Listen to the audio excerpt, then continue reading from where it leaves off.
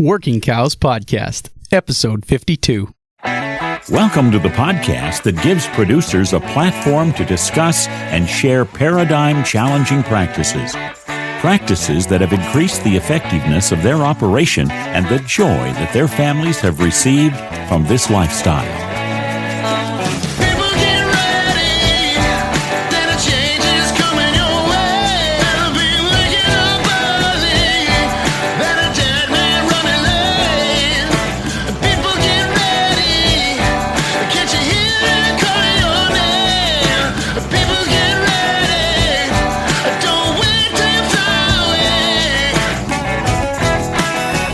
Howdy, everybody. It's Clay Connery, your host of the Working Cows Podcast, back with an episode again.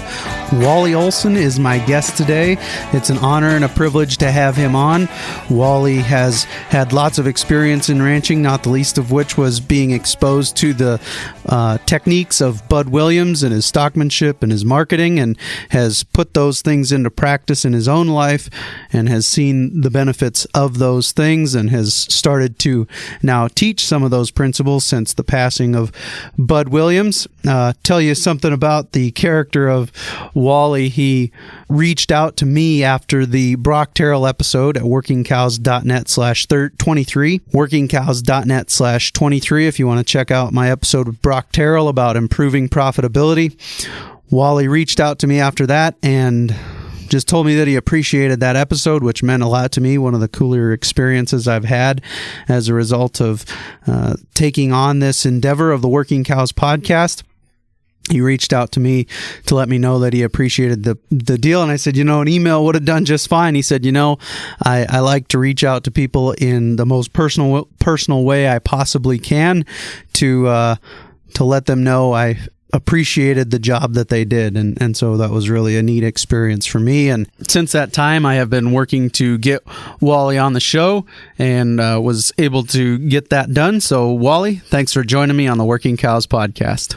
I am truly thrilled to be here. You have an interesting history in the ranching industry, and it kind of sounds like it got its start during a difficult time in the 1980s. Can you talk to us a little bit about, maybe we've got some younger listeners who might have been born in the 80s but weren't intimately familiar with the climate of the 80s as far as agriculture is concerned, and specifically ranching. Could you talk a little bit about that climate that you got started in? Yes.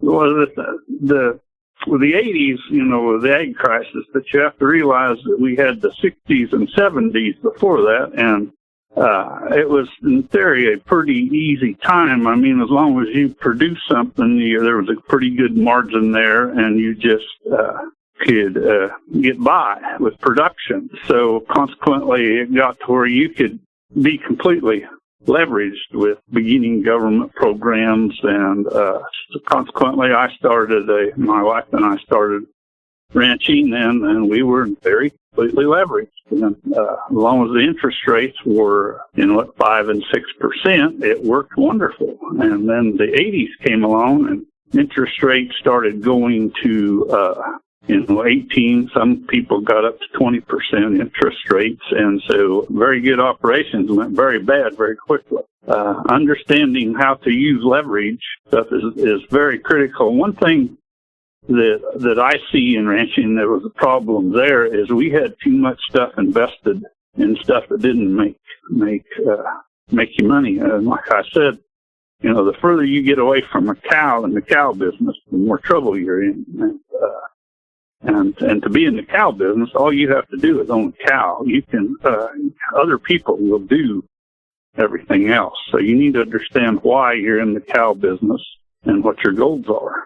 I've probably said it too many times, and people probably get sick of hearing me say it, but, in the 70s, my dad was going through some classes, and one of the teachers said, we're coming to a time in agriculture when somebody's going to own the land, somebody's going to own the cows, and somebody's going to own the equipment, somebody else, 3 separate individuals. And I think that's maybe we're starting to see that happen where there's just too much overhead for somebody to be able to own all 3 of those things at the same time. And the equipment's gotten too expensive and the land has gotten too expensive. So there's a lot of times people are not in a place where they can own all three, especially not starting out. Is that kind of what you see? Oh, I would definitely agree with you. And one thing on starting out, there's people out there that have land for different reasons, whether they inherited it or just different reasons they have land. And I'm talking about young people. And then there's also some young people out there that have very good jobs, that have money. The two of them need to come together and, work together and probably achieve most of their life goals. But just understanding, what your goals are. Like Bud Williams always said, know and understand yourself. And that is a huge, huge thing for me, to really appreciate what you like to do and what you want to do, and what you don't like to do and what you won't do are very important things to understand about yourself. Do you see any relationship between where we are now in ranching and where maybe ranches were in the 60s and 70s?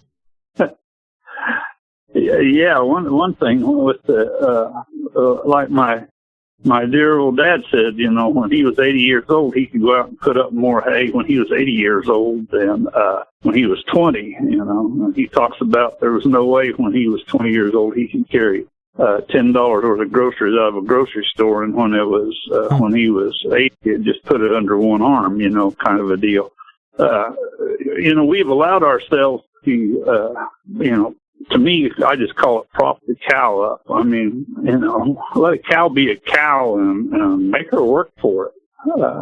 We take a very simple business of, harvesting sunlight energy and turn it into beef and make it so complicated and hard and not profitable. It could be, it just needs to be simplified. And one example of that is there are millions of calves in the United States that are tagged every year, that we build all these things so we can tag them, and nobody ever uses the information. They just put tags in these calves' ears, and nobody gathers any information. Nobody uses any information. I I neighbored when I was at Oldsburg, Kansas. I neighbored and helped a neighbor, and he diligently weighed his calves every year. One day he made a statement that over all the years weighing all these calves, he'd never used it, because by the time he culled the crippled and the wild ones and the old ones and the open ones off, that was all the calling he wanted to do anyways. He very seldom called for, performance. Are you telling me that a cow doesn't need a tag in her calf's ear to tell which one's hers? I would probably completely agree with you. And if you've got, the eye in the field of ranching, you probably don't need it. It needs to be done. You need to have some skill level there. But, you figure out what it costs you to do that. It's just amazing what it costs, and very few people use it. And so it just amazes me. And irrespective of cost, it's probably the most dangerous thing anybody does outside of a tractor and ranching. Probably, I would probably agree with you. I know at one time when I was managing the Kelley Ranch, a cow got a gentleman working there, and I don't know what it ended up costing total, but it was probably $50,000 or $60,000 to get them all put back together. So this would be a good time to transition to a question from my private Facebook group, the Working Cows Mob. Derek Schwanebeck, who's been a guest a couple of times on the Working Cows podcast, wanted to know what was the most profitable enterprise you've ever undertaken in ranching, and what was the least profitable enterprise you've ever undertaken in ranching? Probably one of the most profitable one is in 2011, the drought in Texas. We bought a whole bunch of wet bag cows out of there.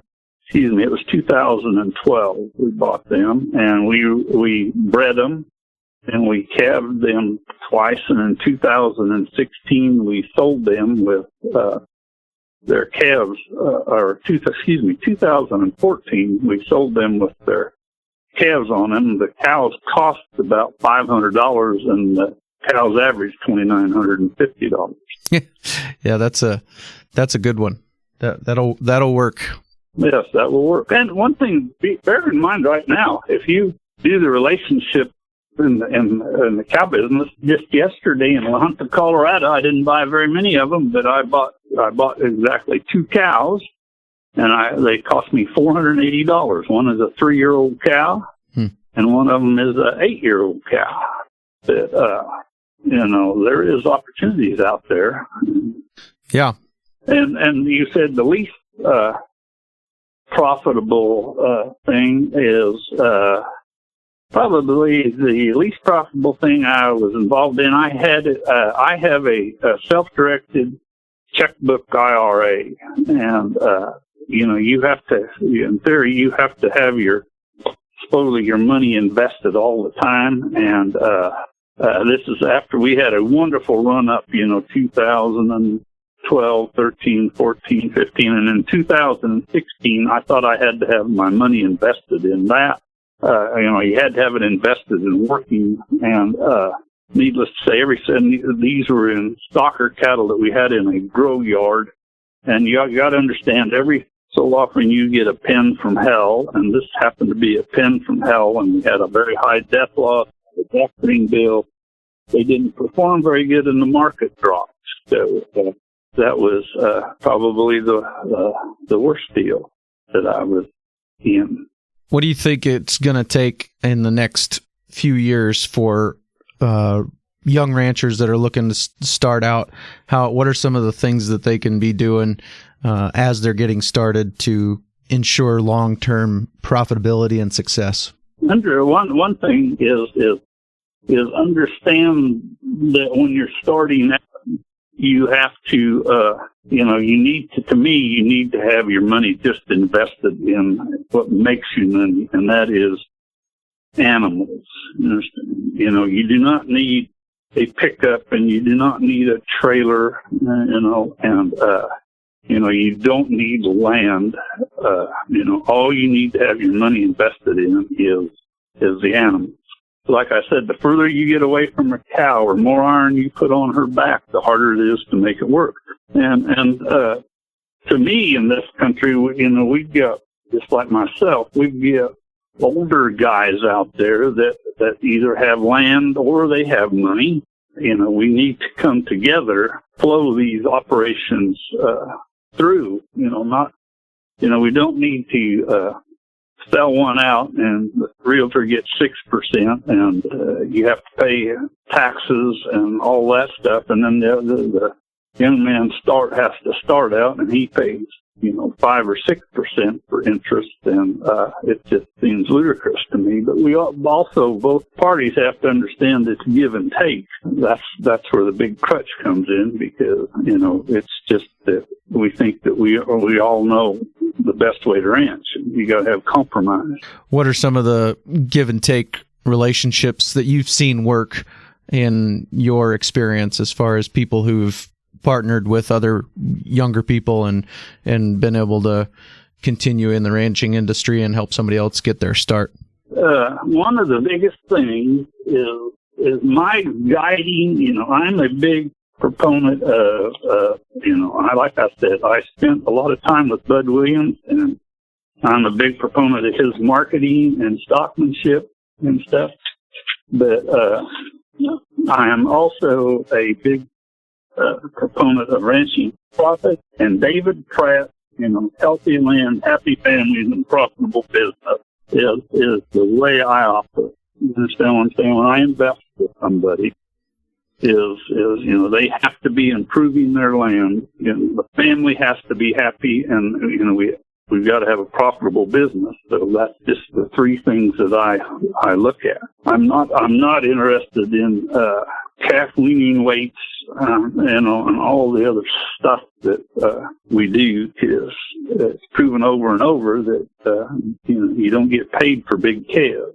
Is that because it takes so much more iron to prop that cow up to get those big calves? Is that kind of how that tends to play out in your experience?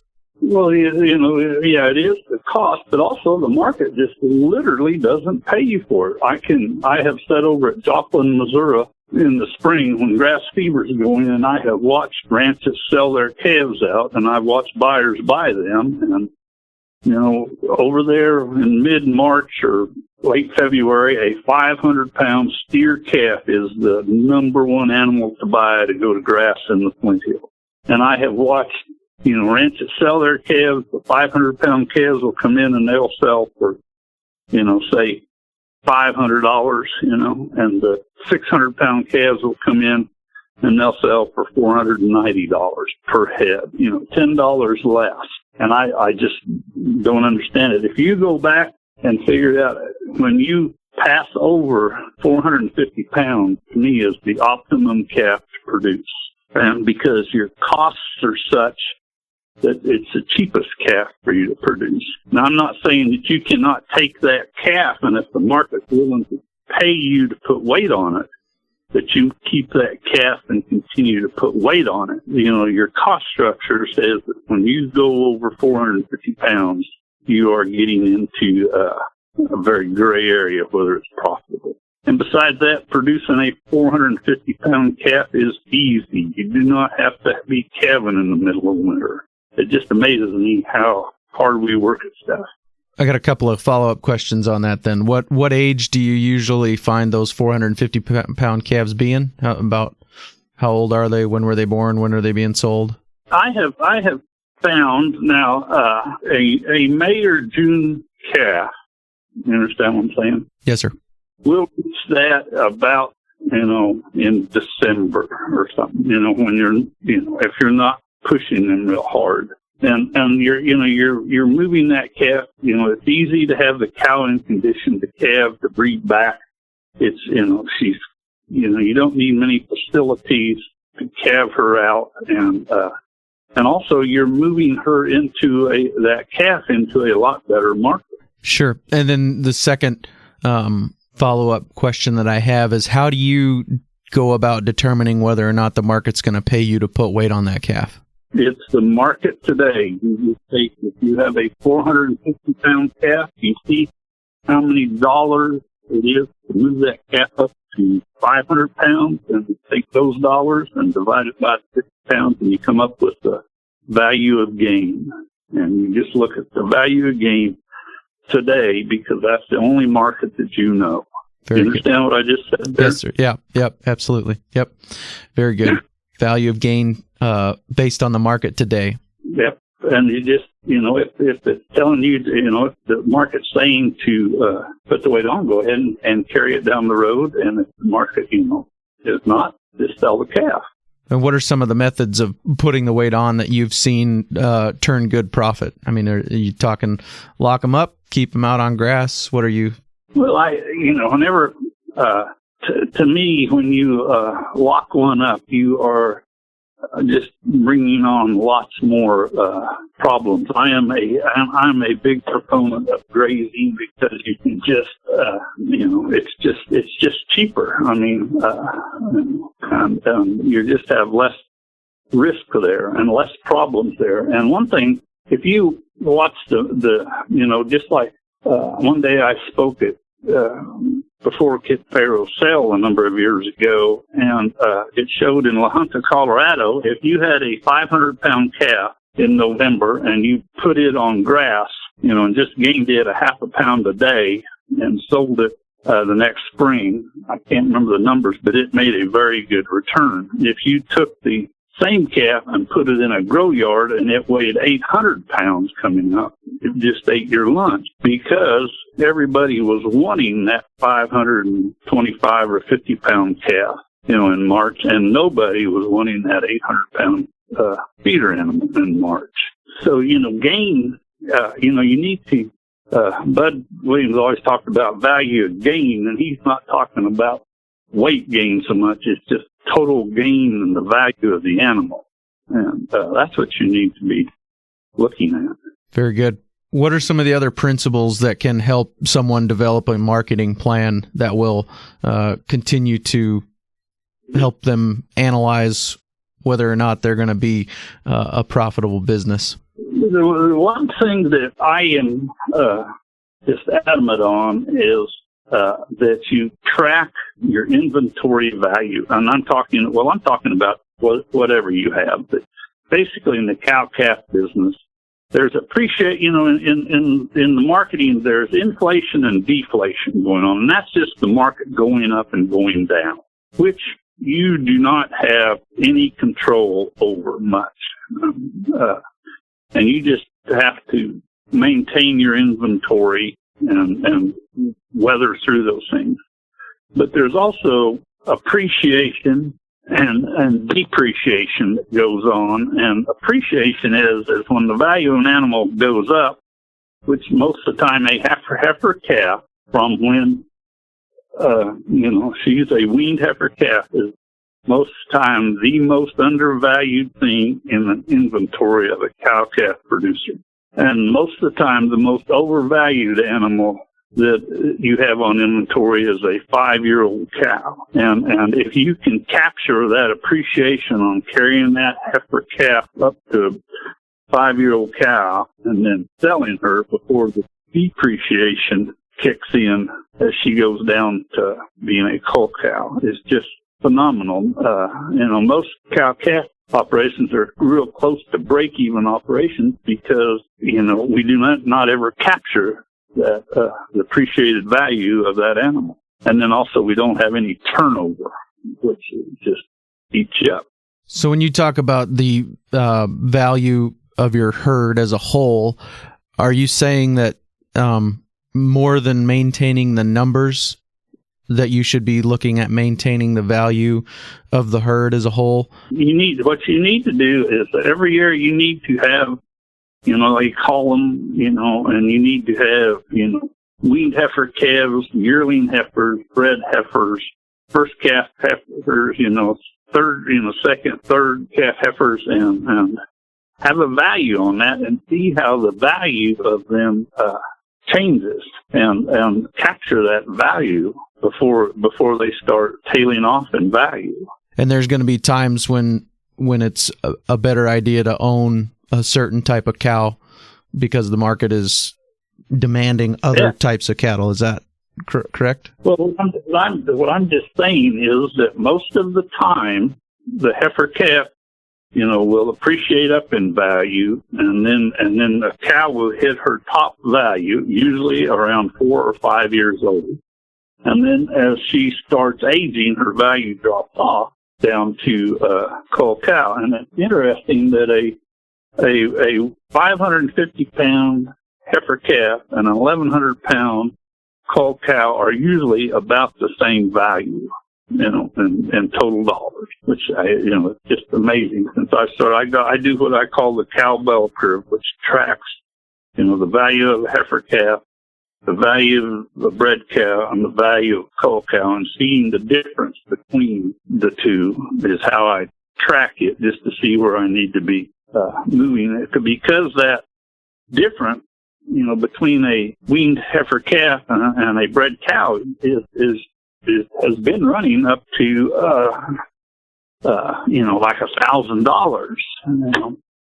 But what was interesting during the drought this spring or this summer, that relationship, because heifer calves stayed up and the bred cows came down, it got to $14. That's a tremendous difference. I mean, that was, if you ever wanted the time to get in the cow business, right now is the time to do it, because they are way undervalued to everything else. What age group do you see as being the most undervalued at this point? Right now, a young, thin, April and May calving cow, first stage cow, is you can buy her for I've been buying them, between $600 and $800. A calf. There's lots of calves selling, for $800 and $900. It just doesn't happen this way. And the difference between January and July, in January, my brother-in-law, the ranch that he managed for a number of years, he had retired prior to this, but the ranch sold and they sold the cows out, all in one day. And the difference between the highest valued bred cow and the heifer calves was $1,039. And in July, in Joplin, Missouri, the highest priced bred cow was $850, and the heifer calf was $836, or just $14 different. That is, to me, that's just a no-brainer. I mean, right. What are some of the characteristics of profitable herds? Do they tend to be younger, with people capturing that appreciation? Are they a mix of young cows that have been developed on the place and older cows that have been brought in at a cheaper price? What does that relationship look like in your experience? To me, both of those, like I said, I'm not opposed. Everybody talks about longevity. And if anybody hears this podcast and can explain it to me, I would appreciate this. You hear and people say, well, a cow isn't paid for till she's 8 years old. And I would like to see the numbers on that. Nobody has ever showed me the numbers. To me, a cow needs to pay for herself every day, and that's the way you do that. You sell her.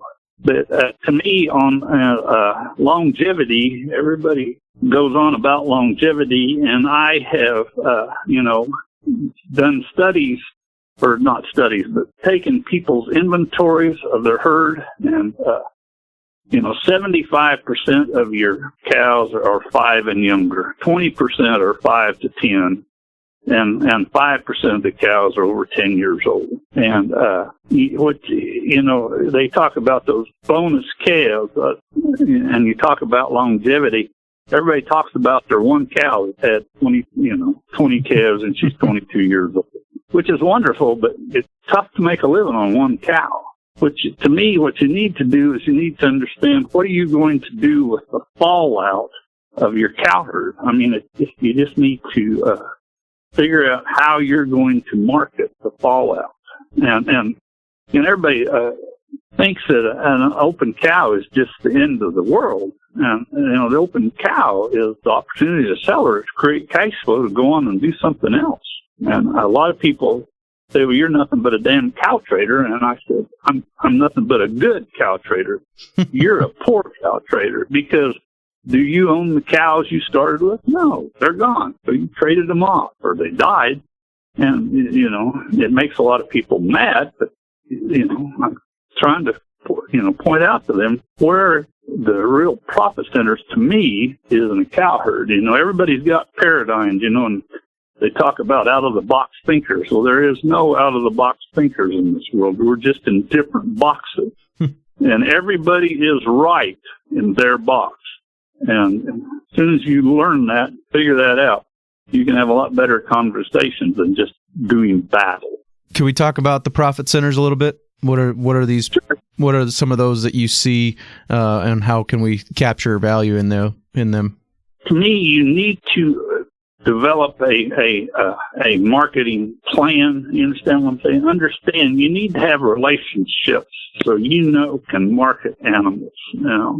Just like I talked about, I'm buying cows in La Junta, Colorado. Well, I was not in La Junta, Colorado yesterday. There was a gentleman there that I know that could buy the cows for me. I only bought 2 because he can take care of them, till I get a load to move them on somewhere else. It's having flexibility, to do things and stuff. And if you do not want to, buy cows and handle, and stuff, just look at your herd, take your herd inventory. It's coming, you're coming up.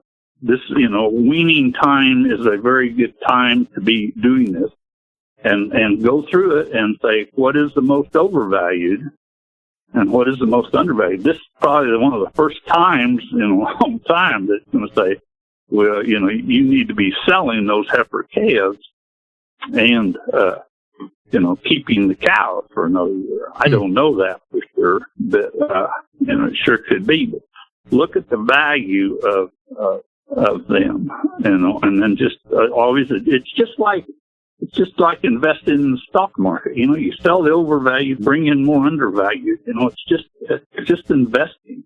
That's all it is. I got one last question before I give you an opportunity to share about some of the stuff you've got coming up, and I really appreciate your time today. Is there anything that we should be doing to add value to open cows? Is rebreed them. I mean, you read in the papers, add value of their cull cow. Things just had a wonderful article on it, and you need to understand it. But you don't need to have cull cows, because if you're trying to, add value to a cull cow, you may add $50 or $100. But if you sell a bred cow, you're adding thousands or $1,000 to it. It's just phenomenal, the difference that you can make. Never ever have a cull cow, and never ever is a long time. So that's just mine. And like I tell people, you need to turn a bull out with all your heifer calves and let the bull decide which ones are the ones you want to keep. This deal of selecting replacement heifers, that's a bunch of hooey, because all she has to do is have a calf, And if you really want to get a set of fertile cows, you probably need to go to the sale barn when they're selling big strings of feeder heifers and buying all the feeder heifers that get pregnant when they're on grass. They're the most prolific things you could ever own. Very good. Wally, I really appreciate your time today. Can you direct people to where they could go to catch up with you and be aware of where you're going to be in the future, teaching your marketing schools and things like that? Most of my life is at Olson Ranch LLC, and the information about schools are there and stuff. And if anybody has any questions, my wife and I's mission statement is to help young people, because it was very going through the 80s. When we went through the 80s, not all the marriages came through the 80s, and not all the people made it through the 80s in the ag crisis. It's going on right now in agriculture, which, the agriculture should be one of the best places in the world to work, because all you're doing is harvesting, sunlight and producing stuff. And we've got it so where it's, the highest suicide rate and on and on and on. So, our mission statement is to help people, because we all don't need to reinvent the wheel every 22 years, like my college professor informed me that all research is redone every 22 years. And the prime example of that is dry lotting cows. 22 years ago, we were going to put them in the corners of the circles, and we're talking about it today. It's interesting. Indeed, we are. Very good. Well, I appreciate your time today. Workingcows.net/52 will be the place to go to find links to the things that Wally mentioned. Workingcows.net/52. If you want to get in touch with Wally, he's pretty easy to get a hold of at olsonranchllc.com. And again, if you can't remember that, all the links will be at workingcows.net/52. Wally, thank you for your time today. Thank you. Really appreciate Wally and his time very much. As I said earlier, an honor to have him on the Working Cows podcast. Looking forward to next week as well. Got an interview lined up with Greg Judy, and we're going to talk to him about some of his philosophy of ranching and getting started in ranching and some of those things, and maybe notice a theme here of guests who've written books and been doing big things in ranching. I'm just building up to a 1-year anniversary here, first week in November.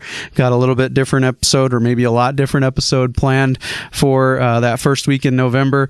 For episode 55 is the plan for that. So really just appreciate all the support and everything that you guys have been doing as far as supporting the show at patreon.com/workingcows or through the Amazon wish list, or just letting me know that you appreciate the show and that it's been making a difference in your ranching operation. So thanks so much for all the support as we approach our 1-year anniversary. Here, the first Monday in November, we will release that unique 1-year anniversary episode. So continuing to try and feature some bigger name guests as we work up to that 1-year anniversary episode. And as I said, next week on the show, episode number 53 of the Working Cows podcast with Greg Judy. We'll see you then. We invite you to visit workingcows.net to subscribe to the show via iTunes or Stitcher.